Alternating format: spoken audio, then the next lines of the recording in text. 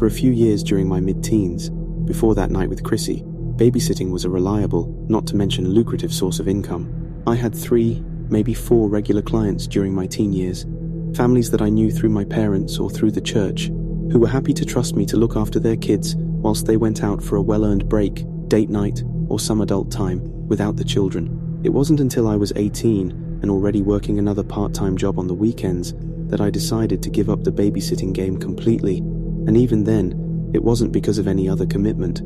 It was because I was terrified. Besides the money, which as I said was pretty good considering what I actually had to do, the job also had other perks.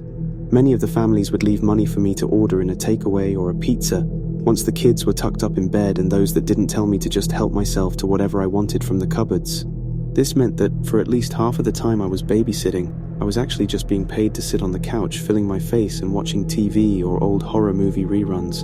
The other perk for me was that I actually got to spend time with the kids, unlike some of my other babysitter friends who actually hated kids and basically just put them to bed as soon as the parents' car was out of the driveway. I genuinely enjoyed mucking about and playing games with them in the hours before lights out.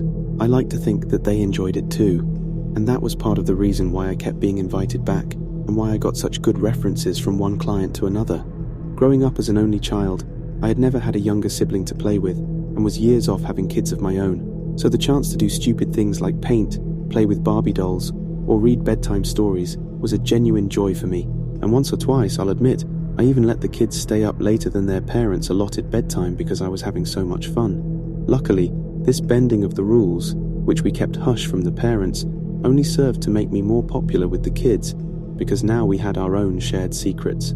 It was only at 18, working with a brand new family, that I finally gave it up, because that night, I saw something that would put me off babysitting for the rest of my life. The family, the Malones, were acquaintances of my parents and close friends with a couple I had babysat for in the past.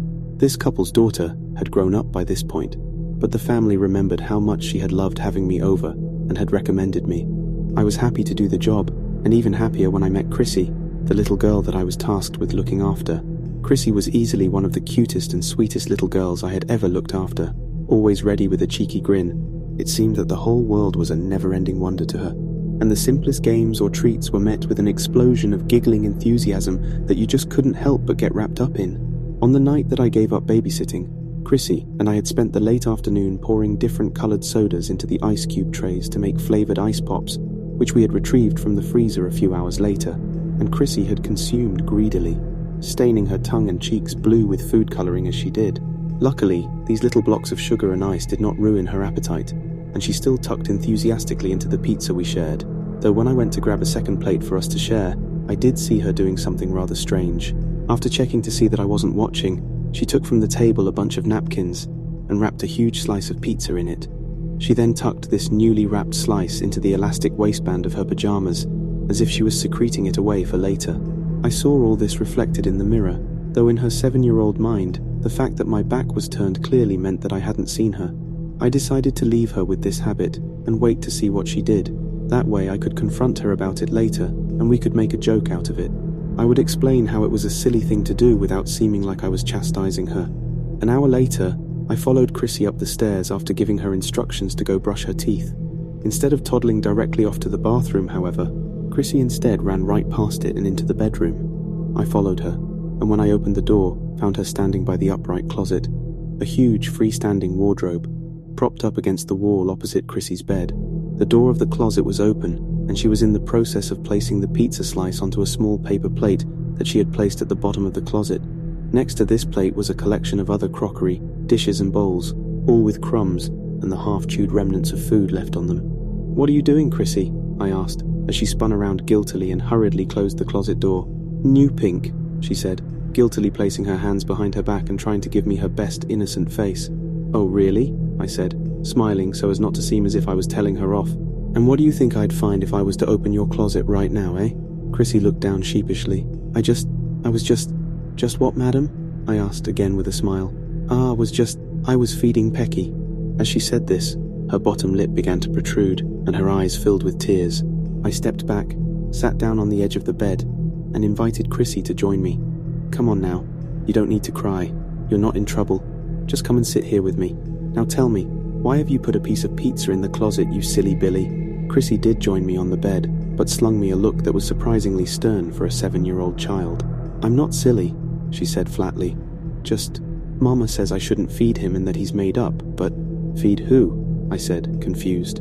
"Ecky Pecky," said Chrissy, without a moment's hesitation.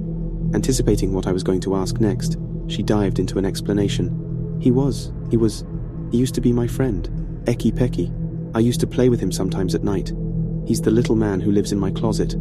Though this was clearly nonsense, a childhood fantasy that had somehow taken on a life of its own, I can't deny that those final words, "the little man who lives in my closet," sent a chill up my spine. Chrissy, however, wasn't finished. We used to be friends, but, well, he started getting mean and saying mean things. She hesitated, wiping tears from her eyes with the back of one pudgy fist. "He whispers to me sometimes. At night, he whispers from the closet. He says that if I don't feed him and bring him food, then..." She shot a wide-eyed glance toward the closet and pressed her lips tightly together. "If I don't give him food, then he'll take me away and eat me, because he's got horrible teeth, all green and sharp. Horrible teeth." Suddenly the whole thing made sense. This was the merging of two childhood fables. Chrissy's imaginary friend had somehow grown up to be her bogeyman. Striding confidently across the room, I opened the closet to show her that there was no one inside. "See," I said, "there's nobody there. Not now," she said in a soft, low voice, implying as she did that there might be later.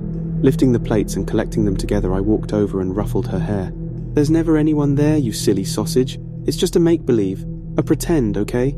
There's no such thing as Ecky Pecky, and nobody is going to take you or eat you, especially whilst I'm here." I reached toward the plate with the newest pizza slice offering, and Chrissy shrieked. "No, no," she bawled. "You have to leave it. You have to give him food." Placing the plate back down, and I'll admit, wondering for a moment where all the previous offerings had disappeared to, I decided that this was something her parents would have to deal with, and that I would tell them exactly that when they came home. For now, though, it was not worth the tears, tantrums, and terror that removing the slice would cause, so I put it back. "Okay, listen, we'll leave the pizza for Ecky Pecky tonight, alright? But if it's still there in the morning, then you'll know there's no such thing, okay? Now I don't want you getting out of bed, and I will be watching on the monitor, okay? You just go to sleep, and then tomorrow when it's still there, we'll know, won't we?" Chrissy said nothing. She didn't nod or shake her head, but stayed completely still and utterly silent as I tucked her in and read her a bedtime story. Kissing her on the forehead, I made my way downstairs and settled down in front of the TV, trying to shake off the child's creepy story and forget about what she had said. A few hours and a few bad soap operas later, I had almost achieved that when I happened to glance at the room monitor Chrissy's father had set up to allow them to keep an eye on her at night. This contraption was basically a more advanced version of the old baby monitors. It resembled an iPad screen and showed a live film of inky green and black CCTV footage from inside Chrissy's room. Usually, I would only glance at the monitor once or twice in the evening, but after the kid's strange story, I found that my eyes were drawn to it more often. On that last occasion, what I saw made my blood run cold. When describing the figure to people afterward, I found that the closest I ever came to conveying it properly was to remind them of the pictures they might have seen of Humpty Dumpty, the character who in all of my children's books had atop his thin and spindly legs a head and body that was almost completely the shape of an egg. This, I tell them, is what I saw. The person, if indeed it was a person, was approximately a foot shorter than Chrissy would have been at the time, and was standing, hunched over at the edge of her bed as she sat up, clutching the blanket to her chest. As I watched, frozen to the spot with terror, this weird goblin of a man tiptoed deliberately around the bed until its face was finally visible on camera. Though small and blurred by the quality of the picture, I saw clearly that in the upper portion of this egg-like shape, there were two bright white eyes, almost perfectly circular, like two silver coins that blazed a brilliant white in the camera's odd lighting, and below them, a mouth that stretched, almost completely from one side of the head to the other, a mouth that showed a smile, full of jagged teeth. In seconds, I'd cleared the stairs and flung back the bedroom door. Scooping Chrissy into my arms, I didn't stop to observe. As a result, I did not see with any clarity what may or may not have been there. Instead, I saw only in a streaking blur what might have scurried quickly across the bedroom floor, caught only the tiniest glimpse of what clambered awkwardly back into the closet, leaving the furthest door still wide open to swing on its hinges. By the time the door closed again, I was halfway down the stairs. I took Chrissy to a neighbor's house as I called her parents and listened to their panicked, frantic voices as they rushed home. When they finally arrived, they had some very strong words for me, admonishing me for scaring them and making them panic over what was basically a stupid ghost story. They called me a lot of unkind names. When I tried to tell them what I'd seen, what I was sure would still be clearly visible if the monitor was recording, they simply shouted me down and ignored me. Eventually, Chrissy's father, usually so polite, stuffed a bunch of dollar bills into my hand with an assurance that they would not be calling me again. In actual fact, though, they did call. The following day, Chrissy's mother, with a voice that quivered on the edge of tears, told me that they had watched the footage back, that they wanted to apologize for how they had treated me, and that she and Chrissy were now staying at a motel with plans to move out of the house for good in the coming days. She added that Chrissy's father also wished to apologize, saying that, unfortunately, he could not come to the phone himself, but wanted to say that he was sorry. Apparently the reason he couldn't come to the phone was because at that moment he was busy dragging the upright closet out into the yard, where he planned to douse it in petrol and burn the thing to ashes.